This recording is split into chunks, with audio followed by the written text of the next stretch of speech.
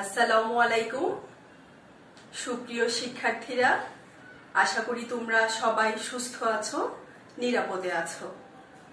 আমি আইরিন পারভিন, ইতিহাস দ্বিতীয় পত্রের অনলাইন ক্লাসে তোমাদের সবাইকে স্বাগত জানাচ্ছি। সুপ্রিয় শিক্ষার্থীরা, আজ আমি তোমাদের সাথে আলোচনা করব নেপোলিয়ন বোনাপার্টের সংস্কারসমূহ এবং নেপোলিয়ন বোনাপার্টের পতন সম্পর্কে। তাহলে চলো প্রথমে আমরা নেপোলিয়ন বোনাপার্টের সংস্কার সম্পর্কে একটু জেনে নিই। নেপোলিয়ন প্রথম কনসাল পদে অধিষ্ঠিত হয়ে প্রশাসনিক, অর্থনৈতিক এবং সামাজিক সংস্কারের কাজে হাত দেন। তিনি তার শাসন ক্ষমতাকে প্রকৃতপক্ষে স্থায়ী করতে চেয়েছিলেন। তার সংস্কার কার্যের মাধ্যমে একটি সুষ্ঠু ও সুদৃঢ় শাসন ব্যবস্থা কায়েম করতে চেয়েছিলেন। সামাজিক, অর্থনৈতিক ক্ষেত্রে বৈষম্য দূর করে সমাজে সাম্য প্রতিষ্ঠার মাধ্যমে ফরাসি জাতির মনে বিপ্লব পরবর্তী সময়ে যে ক্ষত তৈরি হয়েছিল তিনি তা উপশম করতে চেয়েছিলেন। বহুমুখী প্রতিভার অধিকারী নেপোলিয়ন তার গঠনমূলক সংস্কারের মাধ্যমে ইউরোপের জাতীয় জীবনে ব্যাপক পরিবর্তন এনেছিলেন। এবার আমরা তার উল্লেখযোগ্য সংস্কার সমূহ সম্পর্কে একটু জেনে নিব। প্রথমেই আলোচনা করব নেপোলিয়ন বোনাপার্টের প্রশাসনিক সংস্কার সম্পর্কে। নেপোলিয়ন বোনাপার্ট ফ্রান্সে একটি শক্তিশালী কেন্দ্রীয় শাসন ব্যবস্থা প্রতিষ্ঠা করতে চেয়েছিলেন। সেই লক্ষ্যে তিনি ফ্রান্সের যে রাজনৈতিক দলগুলো ছিল সেই দলগুলোর মধ্যে ঐক্য স্থাপন করেন। অধিকারপ্রাপ্ত যে শ্রেণী ছিল সেই অধিকারপ্রাপ্ত শ্রেণীর সুযোগ সুবিধাগুলো তিনি বাতিল ঘোষণা করেন। যে দাস প্রথা ছিল সেই দাস প্রথা তিনি বিলুপ্ত ঘোষণা করেন। এছাড়া তিনি 4 কক্ষ বিশিষ্ট আইনসভা গঠন করেন। তিনি সকল প্রদেশে অর্থাৎ সমগ্র ফ্রান্সে একই রকমের শাসন ব্যবস্থা কায়েম করতে চেয়েছিলেন, আর সেজন্য তিনি 4টি পদক্ষেপ গ্রহণ করেন। তিনি প্রদেশগুলোতে সরকারি কর্মচারীগণ কনসাল বা সম্রাট কর্তৃক নিযুক্ত করার ব্যবস্থা করেন। এর আগে সরকারি কর্মচারীদেরকে জনগণ নির্বাচন করত, তিনি সেটা বাতিল ঘোষণা করেন। ফ্রান্সকে যে বিপ্লব পরবর্তী সময়ে 83টি ডিপার্টমেন্টে ভাগ করা হয়েছিল, নেপোলিয়ন সেই 83টি ডিপার্টমেন্টকে ঠিক রাখেন, কিন্তু এই ডিপার্টমেন্টগুলোকে তিনি সুবিন্যস্ত করেন। তিনি প্রত্যেক প্রদেশে প্রিফেক্ট এবং সাব প্রিফেক্ট নিযুক্ত করেন। এছাড়া বিচার বিভাগের যে কাঠামো ছিল সেই কাঠামোকে ঠিক রেখে বিচারপতিগণকে কনসাল বা পরে সম্রাট কর্তৃক নিযুক্ত করার প্রথা চালু করেন। এছাড়াও ত্রাসের রাজত্বের সময়ে অনেক ফরাসি জনগণ ফ্রান্স ছেড়ে চলে যায়। তিনি আহ্বান জানান তাদেরকে আবার ফ্রান্সে ফিরে আসার জন্য। এইভাবে নেপোলিয়নের সময় প্রায় 40,000 পরিবারকে তিনি আবার ফ্রান্সে ফিরিয়ে আনার ব্যবস্থা করেছিলেন। এই ছিল তার প্রশাসনিক সংস্কার। প্রিয় শিক্ষার্থীরা, এবার আমরা নেপোলিয়নের আরেকটি গুরুত্বপূর্ণ সংস্কার, নেপোলিয়নের আইন সংস্কার সম্পর্কে আমরা জানব। নেপোলিয়নের আইন সংস্কারকে বলা হয় কুড নেপোলিয়ন। এই কুড নেপোলিয়ন প্রবর্তন করায় নেপোলিয়ন যে তার যে কৃতিত্ব, তার যে মহিমা, সেটা অর্থাৎ কুড নেপোলিয়নের মাধ্যমে নেপোলিয়ন ফ্রান্সের সীমানা ছাড়িয়ে ইউরোপে ছড়িয়ে পড়েছিলেন। তার কৃতিত্বকে ইউরোপও স্বীকৃতি দিয়েছিল। বেলজিয়াম, লুক্সেমবার্গ প্রভৃতি দেশে এই আইনগুলো এখনো প্রচলিত আছে। এছাড়া বিশ্বের অনেক দেশে আজও কোড নেপোলিয়নের অনেক ধারা অনুসরণ করা হয়। বিপ্লব পরবর্তী সময়ে অর্থাৎ বিপ্লবের পর ফ্রান্সে অনেক নতুন আইন পাশ করা হয়। সেই সাথে বুর্বু সরকারের যে পুরনো আইনগুলো ছিল সেগুলোও প্রচলিত ছিল এবং আরো স্থানীয় আইন, গির্জার আইন, এই সবগুলো আইনই নেপোলিয়নের সময় প্রচলিত ছিল। ফলে বিচার ব্যবস্থায় এক ধরনের বিশৃঙ্খলা দেখা যায়। নেপোলিয়ন এই সমস্ত আইনগুলোকে সমন্বয় সাধনের লক্ষ্যে তিনি ট্রনসেট সহ বিভিন্ন আইনজ্ঞ ব্যক্তিদের নিয়ে একটি কমিটি গঠন করেন এবং উক্ত কমিটির সুপারিশে 1804 খ্রিস্টাব্দে নেপোলিয়ন যে নতুন আইন চালু করেন তাই হলো কোড নেপোলিয়ন। এই কোড নেপোলিয়নে 2287টি ধারা ছিল। কোড নেপোলিয়ন 3টি অংশে বিভক্ত ছিল: দেওয়ানি কোড, ফৌজদারি কোড এবং বাণিজ্যিক কোড। তার সবচেয়ে গুরুত্বপূর্ণ অংশ ছিল, কোড নেপোলিয়নের সবচেয়ে গুরুত্বপূর্ণ অংশ ছিল এই দেওয়ানি কোড। দেওয়ানি কোডে বলা হয়েছিল যে আইনের চোখে সকল ব্যক্তির সমান অধিকার স্থাপিত হল, সামাজিক সাম্য স্থাপন করা হয়, অর্থাৎ ব্যক্তি এবং পরিবারের যে বিশেষ অধিকারগুলো ছিল সেই অধিকারগুলোকে লোপ করা হয়। এখানে আরো বলা হয়েছিল যে বংশ কৌলিন্য বাদ দিয়ে যোগ্যতার ভিত্তিতে প্রত্যেক নাগরিকের চাকরি লাভের অধিকার স্বীকৃত হয়। পিতার সম্পত্তিতে সকল সন্তানের সমান অধিকার স্থাপিত হয়।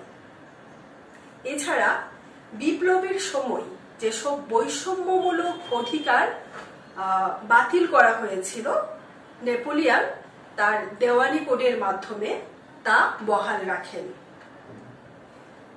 রেজিস্ট্রি বিবাহ এবং বিবাহ বিচ্ছেদকে এই কোডে বৈধ ঘোষণা করা হয়। সন্তানের ভরণ পোষণের দায়িত্ব পিতার উপর অর্পণ করা হয়। এছাড়া বিচার ব্যবস্থায় জুরি প্রথার ব্যবস্থা করা হয়। রাজনৈতিক অপরাধীদেরকে সাধারণ অপরাধী থেকে বিশেষ দৃষ্টিতে দেখা হয় এবং তাদেরকে আলাদা মর্যাদা দেওয়া হয়। এই ছিল নেপোলিয়ন বোনাপার্টের দেওয়ানি কোড সমূহ। তার ফৌজদারি কোডের অন্তর্ভুক্ত ছিল কারাদণ্ড, জরিমানা, যাবজ্জীবন, সম্পত্তি বাজেয়াপ্ত, এই বিষয়গুলো। অর্থাৎ ফৌজদারি কোড অনুযায়ী কোনো ব্যক্তিকে বিনা বিচারে শাস্তি দেওয়ার প্রথা রহিত করা হয়।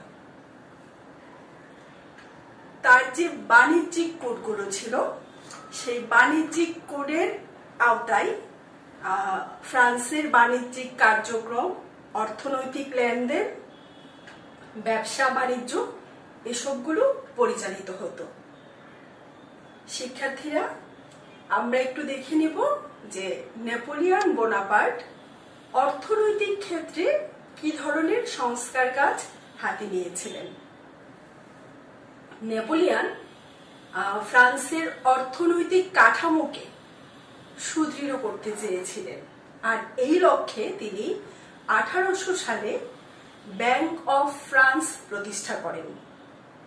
তিনি অর্থনৈতিক ব্যবস্থাকে গতিশীল করার লক্ষ্যে বকেয়া কর আদায়, নতুন রাজস্ব নির্ধারণ এবং বিজিত রাজ্যগুলোতে নতুন কর ধার্য করে ফ্রান্সের যে সামরিক ব্যয়গুলো ছিল সেই ব্যয়ের জন্য তিনি ওই করগুলোকে ধার্য করেন এবং সেই করের মাধ্যমে তিনি ফ্রান্সে এই সামরিক ব্যয় নির্বাহ করেন।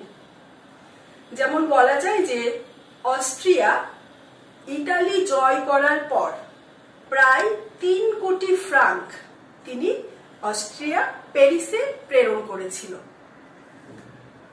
এই বিশাল পরিমাণ কর পাওয়ার পর নেপোলিয়ন কৃষকদের কর হ্রাস করে দিয়েছিলেন। তিনি অর্থনীতিকে পুনর্গঠিত করার জন্য এই ব্যবস্থাগুলো গ্রহণ করেছিলেন।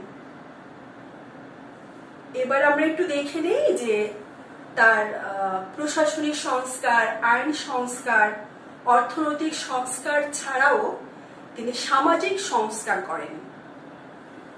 নেপোলিয়নের সময় যে সামাজিক অসাম্য ছিল সেটা তিনি দূর করেন। শ্রেণী শোষণ তিনি রোধ করে একটি নতুন সমাজের পত্তন করেন।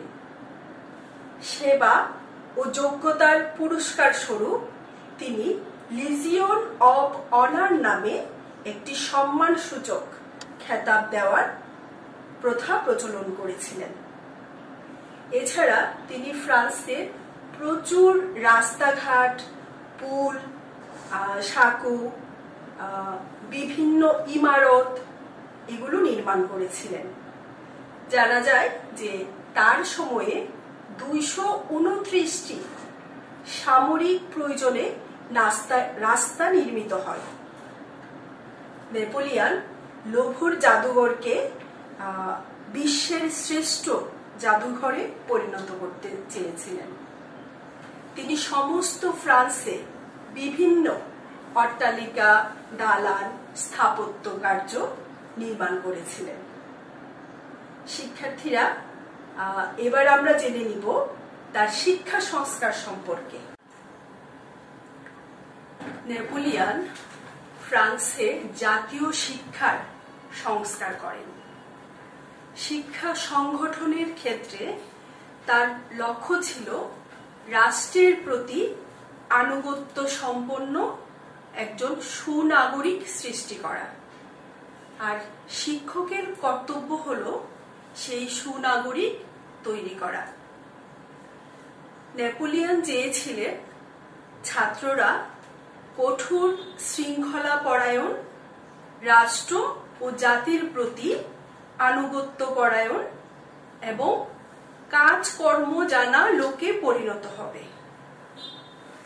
তিনি তার শিক্ষা ব্যবস্থাকে, অর্থাৎ ফ্রান্সের শিক্ষা ব্যবস্থাকে 4টি স্তরে বিভক্ত করেন: প্রাথমিক, মাধ্যমিক, টেকনিক্যাল এবং উচ্চশিক্ষা। নেপোলিয়ন তার সময়ে প্রতিটি কমিউনে একটি করে প্রাথমিক বিদ্যালয় স্থাপন করেন। নেপোলিয়নের সময় 3 ধরনের মাধ্যমিক বিদ্যালয়ের কথা আমরা জানতে পারি। প্রথমত ছিল কনভেনশনের আমলে যেসব প্রতিষ্ঠিত বিদ্যালয় ছিল সেগুলো। এই সময়ে মানে কনভেনশনের আমলে যে বিদ্যালয়গুলো প্রতিষ্ঠিত হয়েছিল সেখানে ধর্মনিরপেক্ষ শিক্ষাকে গুরুত্ব দেওয়া হতো। আর নেপোলিয়ন ক্ষমতায় বসে যে শিক্ষা প্রতিষ্ঠান, মাধ্যমিক শিক্ষা প্রতিষ্ঠান গড়ে তোলেন সেটাকে বলা হতো লিসে। এই লিসেগুলোতে সাধারণত সামরিক শিক্ষা দেওয়া হয়। এছাড়াও গির্জার যে বিদ্যালয়গুলো ছিল সেই বিদ্যালয়গুলোতে ধর্মীয় শিক্ষা প্রাধান্য পেত। নেপোলিয়ন সকল বিদ্যালয়ে একই মানের সিলেবাস চালু রাখার চেষ্টা করেছিলেন। তিনি মাধ্যমিক বিদ্যালয়গুলোকে একটি বিশ্ববিদ্যালয়ের অধীনে এনে মাধ্যমিক বিদ্যালয়গুলোকে কঠোর নিয়ন্ত্রণের ব্যবস্থা করা হয়। মাধ্যমিক স্তরে রাষ্ট্রবিজ্ঞান এবং ইতিহাস পাঠ্যসূচিকে ঢেলে সাজানো হয়েছিল। মাধ্যমিক উত্তীর্ণ হওয়ার পর শিক্ষার্থীরা বিশ্ববিদ্যালয়ে পড়ার সুযোগ পেত। তিনি ইঞ্জিনিয়ারিং, কারিগরি, সামরিক বিদ্যা এবং চিকিৎসা বিদ্যা শিক্ষার জন্য স্বতন্ত্র বিদ্যালয় স্থাপন করেছিলেন। শিক্ষক প্রশিক্ষণের তিনি ব্যবস্থা গ্রহণ করেন এবং শিক্ষক প্রশিক্ষণের জন্য তিনি নর্মাল স্কুল স্থাপন করেন। এছাড়া তার সময়ে পুরো ফ্রান্সে গ্রামার স্কুল প্রচলিত ছিল। সেই গ্রামার বিদ্যালয়ে গ্রিক, ল্যাটিন ভাষা এবং সাধারণ বিজ্ঞান বিষয়ে শিক্ষার নিয়ম করা হয়। নেপোলিয়নের যে শিক্ষা ব্যবস্থা ছিল, সেই শিক্ষা ব্যবস্থায় স্বাধীন চিন্তার কোনো স্থান ছিল না। সৃজনশীল চিন্তা চেতনার বিকাশ করতে পারে এরকম কোনো শিক্ষা ব্যবস্থা নেপোলিয়ন প্রচলন করেননি। এই বিষয়টিকে অনেক ঐতিহাসিকই সমালোচনার দৃষ্টিতে দেখেছিলেন। তিনি আসলে এমন একটি জাতি বা প্রজন্ম তৈরি করতে চেয়েছিলেন যারা কনসুলেট শাসনকে বিনা দ্বিধায় মেনে নিবে। তো এই ছিল নেপোলিয়নের শিক্ষা সংস্কার। নেপোলিয়নের আরেকটি গুরুত্বপূর্ণ সংস্কার ছিল তার ধর্ম সংস্কার। নেপোলিয়ন তার যে এই ধর্ম সংস্কারকে বলা হতো কনকার্ড বা মীমাংসা নীতি। তিনি কি করেছিলেন যে বিপ্লবী আমলে 1791 খ্রিস্টাব্দে একটি আইন জারির মাধ্যমে গির্জাগুলোকে জাতীয়করণ করা হয়। গির্জার যে সম্পদ ছিল সেটাকে বাজেয়াপ্ত করা হয়। কিন্তু এই যে গির্জার জাতীয়করণ, এই জাতীয়করণকে পোপ মেনে নিতে পারেনি, কারণ এতে পোপের যে ক্ষমতা সেই ক্ষমতা খর্ব করা হয়। পোপ এই ব্যবস্থাকে মেনে না নেয়ায় যেসব ধর্মীয় মানে ক্যাথলিক ধর্মের যারা ছিল ফরাসি জনগণ, অর্থাৎ ক্যাথলিক ধর্মে বিশ্বাসী ফরাসি জনগণ এই ব্যবস্থায় একটু দ্বিধান্বিত ছিল। 1801 সালে নেপোলিয়ন এই গির্জার জাতীয়করণ নীতির সাথে পোপের যে দাবি, সেই দাবির মীমাংসা করে, দাবির সামঞ্জস্য করে একটা নীতি প্রণয়ন করে। সেটাকেই বলা হচ্ছে মীমাংসা নীতি। এতে বলা হয়েছিল এই নীতি অনুসারে মানে গির্জার যে বিশপগণ, সেই বিশপগণকে নিয়োগ করবে রাষ্ট্র এবং পোপ তা অনুমোদন করবে। অর্থাৎ বিশপগণ নিয়োগের ক্ষেত্রে পোপের হাত থাকবে না। রাষ্ট্র বিশপগণকে নিয়োগ করবে, পোপ তা অনুমোদন করবে। নিম্ন স্তরের যে যাজকরা, সেই যাজকরা আবার বিশপ কর্তৃক নিযুক্ত হবে এবং রাষ্ট্র তা অনুমোদন করবে। সমস্ত যাজকদের যে বেতন ভাতা সেটা রাষ্ট্র বহন করবে। এইভাবে ফ্রান্সে আসলে রাষ্ট্রীয় নিয়ন্ত্রণে ক্যাথলিক ধর্ম স্বাধীনভাবে এই ধর্মটা ফরাসি জনগণ পালন করতে পারবে। এই ছিল নেপোলিয়ন বোনাপার্টের ধর্মীয় সংস্কার। এছাড়াও নেপোলিয়ন বোনাপার্ট শিল্প এবং বাণিজ্যের ক্ষেত্রে তিনি সজাগ ছিলেন। 1802 খ্রিস্টাব্দে তিনি চেম্বার অফ কমার্স বা বণিক সংঘ, এই সংঘকে তিনি পুনর্গঠন করেন এবং এ সময়ে শিল্প পণ্য দ্রব্যগুলো রক্ষার জন্য তিনি একটি উপদেষ্টা পরিষদ গঠন করেছিলেন। ফ্রান্সের যে দেশীয় শিল্পগুলো ছিল, সেই দেশীয় শিল্পকে রক্ষার জন্য নেপোলিয়ন আমদানি শিল্পের উপর উচ্চ হারে কর ধার্য করেছিলেন। এছাড়াও তিনি তার সময়ে নতুন সুতার কল আবিষ্কৃত হয় এবং কারখানা আইন তৈরি করা হয়। এই সময়ে নেপোলিয়ন ইংল্যান্ডের ফরাসি বিপ্লবে ইংল্যান্ডের শিল্প বিপ্লবে যেসব যন্ত্রপাতিগুলো আবিষ্কৃত হয়েছিল বা ব্যবহৃত হয়েছিল, সেই সব যন্ত্রপাতি ফ্রান্সে প্রচলনের ব্যবস্থা করেন। মহাদেশীয় ব্যবস্থার ফলে ফ্রান্স ইংল্যান্ডের অনেক পণ্য ফ্রান্সে প্রবেশ করতে পারত না। নেপোলিয়নের উদ্যোগে তিনি সেই সব পণ্যের বিকল্প হিসেবে বিকল্প পণ্যগুলো উৎপাদনের ব্যবস্থা করে দিয়েছিলেন এবং নেপোলিয়নের উৎসাহে উপনিবেশিক উত্তর আমেরিকায় যে উপনিবেশিক বাণিজ্য প্রসার লাভ করে। এইভাবে তিনি ফ্রান্সের জাতীয় জীবনে সমৃদ্ধি এবং উন্নতি আনতে চেয়েছিলেন। এছাড়াও তার অন্যান্য অনেক সংস্কার ছিল। সুপ্রিয় শিক্ষার্থীরা, এবার আমরা দেখব যে নেপোলিয়নের পতন কিভাবে হয়েছিল।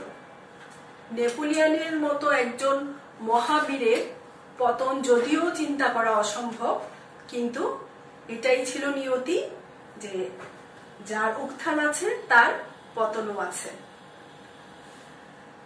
নেপোলিয়ন ওয়াটারলু যুদ্ধ ছিল নেপোলিয়নের সর্বশেষ যুদ্ধ। এই যুদ্ধেই পতনের ফলে নেপোলিয়নের সাম্রাজ্যের পতন হয় এবং তাকে একটি দ্বীপে নির্বাসনে পাঠানো হয়। সেই যুদ্ধটা শুরু হয়েছিল কিভাবে, যে নেপোলিয়নের সাথে ফ্রান্সের সাথে রাশিয়ার কিন্তু সন্ধির মাধ্যমে একটা সুসম্পর্ক ছিল, কিন্তু রুশ জার এই ফ্রান্সের সাথে শর্ত ভঙ্গ করে মহাদেশীয় যে অবরোধ ছিল সেই অবরোধ রাশিয়া তুলে নেয়। এরপর থেকে নেপোলিয়নের সাথে রুশ জারের সম্পর্ক খারাপ হতে থাকে। নেপোলিয়ন 1812 খ্রিস্টাব্দের 24শে জুন তখন 6 লক্ষ সৈন্যের একটি বিশাল বহর নিয়ে রাশিয়া আক্রমণ করে।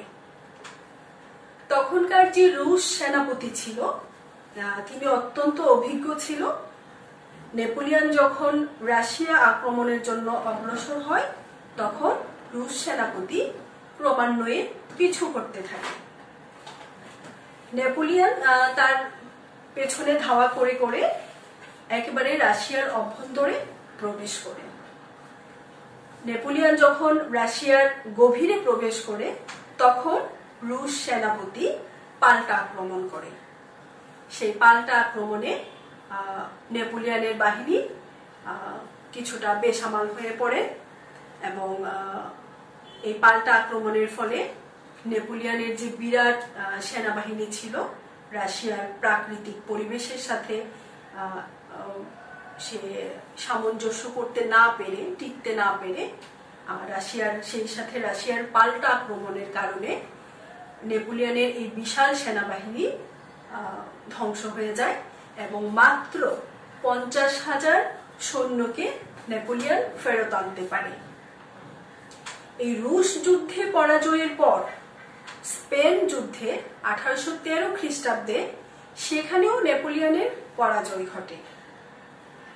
ফলে 1814 খ্রিস্টাব্দে তাকে এলবা দ্বীপে নির্বাসন দেওয়া হয়। 1815 খ্রিস্টাব্দে তিনি গোপনে সেই এলবা দ্বীপ থেকে পালিয়ে ফ্রান্সে ফিরে আসেন এবং তিনি নতুন উদ্যমে আবার সেনাবাহিনী গঠন করে তিনি এই নেদারল্যান্ডের পথে অগ্রসর হন। তখন একদিকে রুশ যুদ্ধে পরাজয়, অন্যদিকে ফ্রান্সের মতো স্পেনের মতো একটি ক্ষুদ্র রাষ্ট্রের কাছে ফ্রান্সের পরাজয়ের ফলে পুরা ইউরোপ জুড়ে আসলে তার বিরুদ্ধে বিদ্রোহ শুরু হয়েছিল। ফলে তিনি যখন নেদারল্যান্ডে অগ্রসর হচ্ছিলেন তখন ইউরোপের যে শক্তি জোট, সম্মিলিত জোট, তাকে চারপাশ থেকে ঘিরে ফেলে। অবশেষে 1815 খ্রিস্টাব্দের 18 জুন ওয়াটারলু নামক স্থানে ইংরেজ সেনাপতি ডিউক অফ ওয়েলিংটনের কাছে নেপোলিয়ন পরাজিত হয় এবং সেই পরাজয়ের পর তাকে আটলান্টিক মহাসাগরে সেন্ট হেলেনা দ্বীপে নির্বাসন দেওয়া হয়। 6 বছর তিনি সেখানেই অবস্থান করেন এবং সেই নির্বাসিত অবস্থায় 1821 খ্রিস্টাব্দের 5 মে মাত্র 52 বছর বয়সে এই মহাবীরের জীবনের অবসান ঘটে। প্রিয় শিক্ষার্থীরা, আমরা এবার দেখে নিব নেপোলিয়ন বোনাপার্টের পতনের পেছনে কোন কোন কারণ কাজ করেছিল।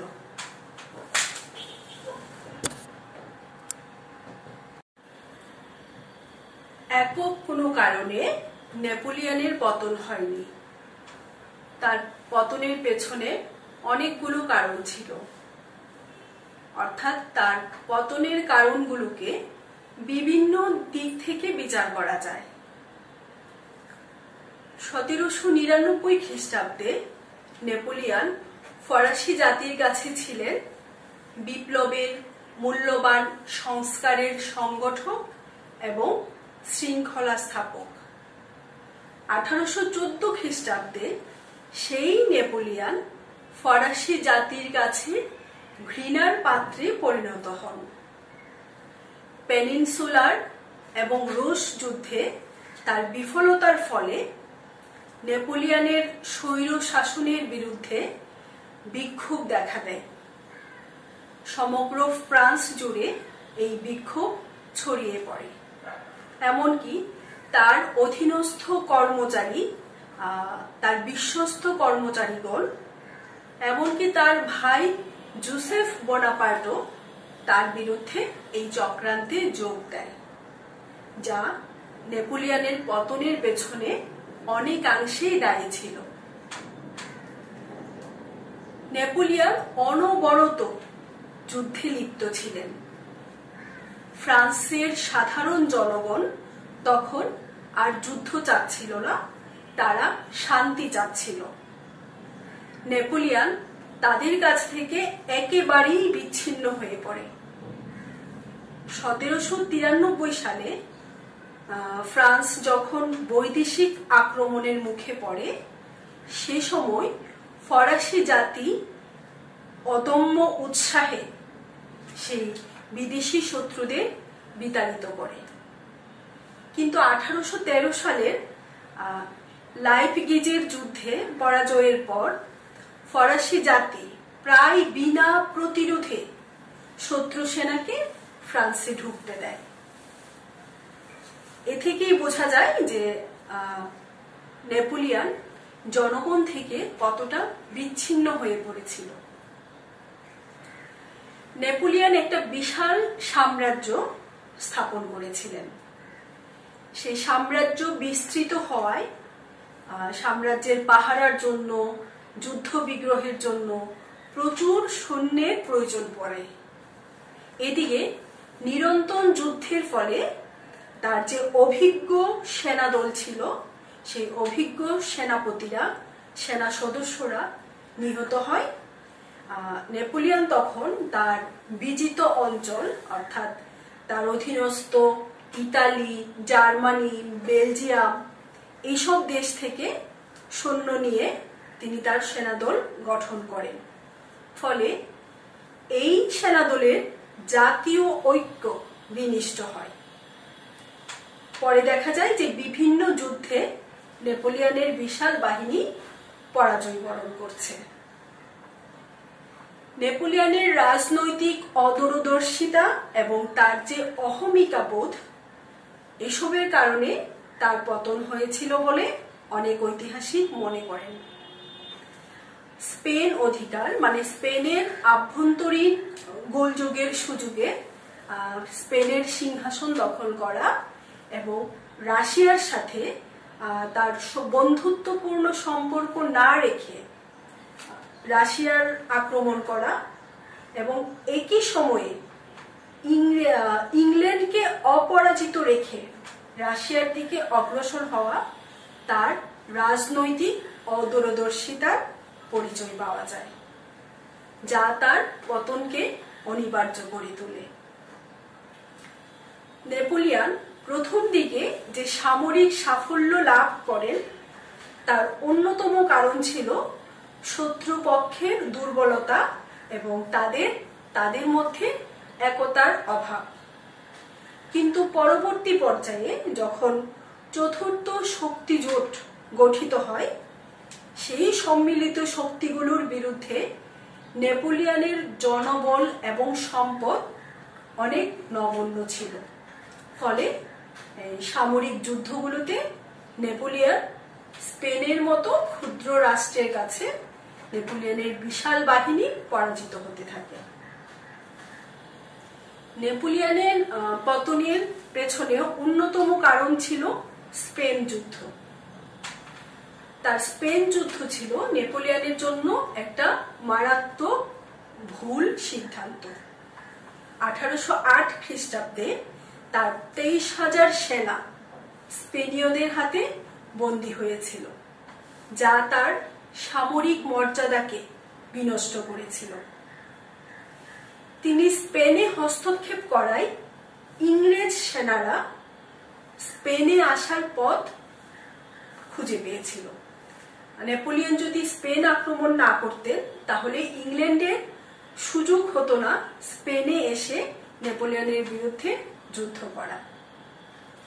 এছাড়া স্পেনের যুদ্ধ শেষ না করে নেপোলিয়ন রুশ যুদ্ধে লিপ্ত হন, ফলে উভয় যুদ্ধে তিনি পরাজিত হন।